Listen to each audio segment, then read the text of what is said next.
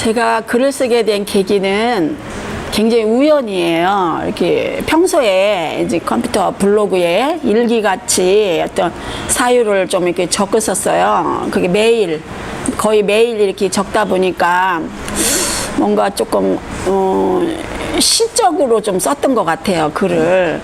이렇게 일기장처럼 썼지만, 그래서 어느 날 갑자기 이렇게 그냥 쓸 게 아니라 시를 조금 배워보자 이런 생각이 들었어요. 그래서 저 한남대학교 거기 평생교육원에 다니고 또 학교 경희사이버대에 그 문해창작과를 또 들어가고 하면서 이론적인 공부와 어떤 실기적인 부분을 조금 배웠어요. 배우고 그래서 어떤 2년 만에 등단을 했다고 볼 수 있죠. 공부를 시작하면서.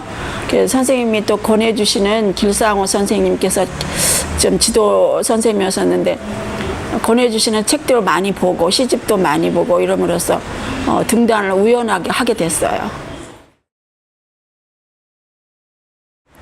제 시가 조금 난해하다고 하는 사람들도 있어요. 그러니까 리얼리즘 시는 아니에요. 이렇게 리얼리즘 시는 아니고 이제 저는 어떤 문학적인 작품은 좀 문학성이라는 거는 현실과 문학은 별개라고 생각을 하거든요. 그래서 어떤 대중적인 시는 못 되고 제 시는 조금 이렇게 모더니즘 시라고 할 수 있죠. 상징주의가 많이 들어가 있잖아요. 근데 뭐 요즘에는 시를 쉽게 쓰면 등단이 안 돼요. 이렇게 물론 뭐 선배님들이 너무 어렵게 쓴다 이런 말씀을 하시지만 등단을 할 때부터 좀 이렇게 수준이 있는 작품들을 이렇게 뽑으시거든요. 그러다 보니까 요즘 시풍이 그러다 보니까 저도 그렇게 그런 시풍을 쓰게 되었고 처음에는 조금 불만도 있었어요. 이렇게 어려운 시를 누가 읽나 이렇게 왜 써야 되나 이랬는데 여기에 이렇게 매료가 되다 보니까 지금은 이제는 저의 시풍에 대해서 굉장히 좋은 것 같아요. 왜냐하면 독자의 시선을 잡을 수가 있어요. 쉬운 시는 한 번 읽고 나면은 그냥 끝나거든요. 더 이상 안 보거든요. 근데 조금 난해하다 보니까 이게 무슨 뜻이지? 한 번 보고, 두 번 보고, 세 번 보고 이렇게 독자의 시선을 잡을 수가 있고 이렇게 세 번쯤 읽으면은 아예 모르던 사람들도 이해가 가거든요.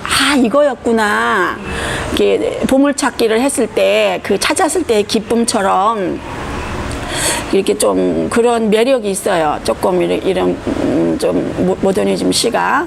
그렇고, 어쨌든 그 러시아 형식주의자 로만 야콥슨 같은 분은 일상적인 시란 일상적인 언어에 조직적 폭력을 가하는 거라고 할 만큼 진부함과 식상함을 떨쳐버리는 것이 시라고까지 말씀을 하셨거든요.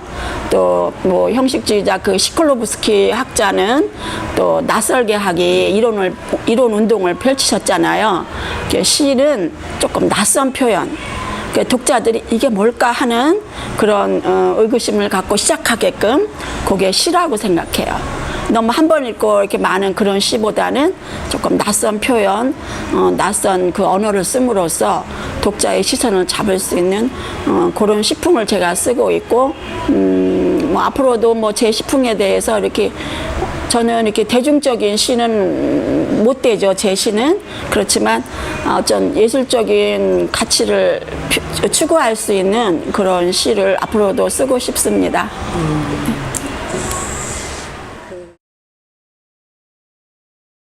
정이 가는 시는 글쎄 좀 앞에 제목과도 연관성 있는 첫 페이지에 파토스 교향곡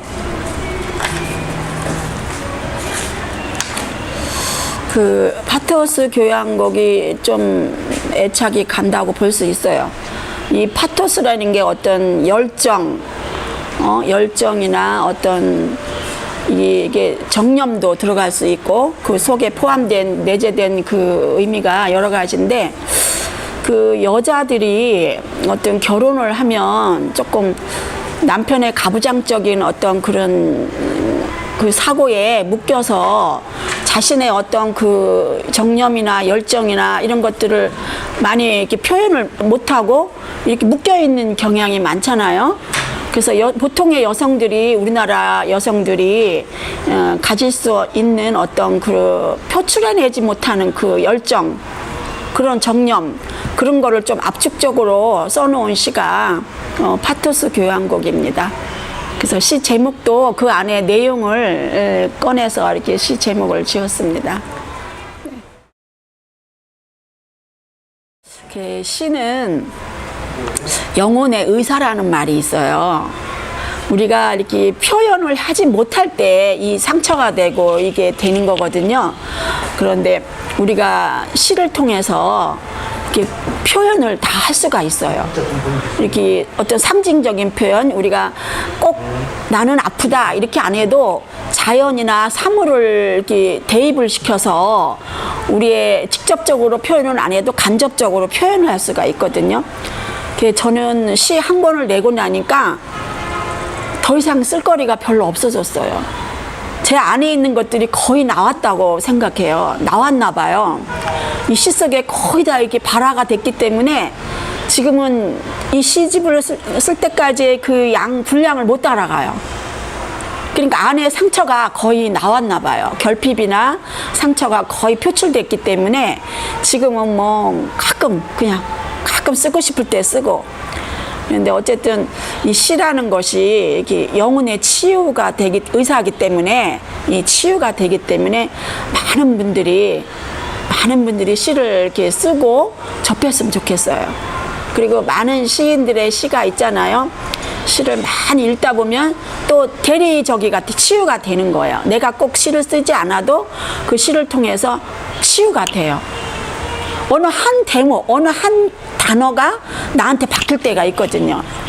그래서 이게 치유가 되거든요. 그래서 요즘에는 시를, 물론 이렇게 작가들이 어렵게 쓰기 때문에 시로부터 떠나는, 독자들이 떠나는 경향도 있어요. 그것도 반성을 해야 되지만 이런 모더니즘 시들은 여러 각도로 읽혀져요. 내가 처한 상황에 따라서 막 상처로 읽히기도 하고 뭐 결핍으로 읽히기도 하고 그 독자의 상황에 따라서 여러 가지 방향으로 읽히거든요. 꼭 어렵다고 해서 꼭 나쁜 시라고 할 수만은 없으니까 어떤 시집이라도 골라서 읽으시고 이렇게 영혼의 치유도 받으시고 또 시도 또 이렇게 쓸 수 있는 또 이렇게 발단이 될 수 있으니까 시집을 많이 읽으시기 바랍니다.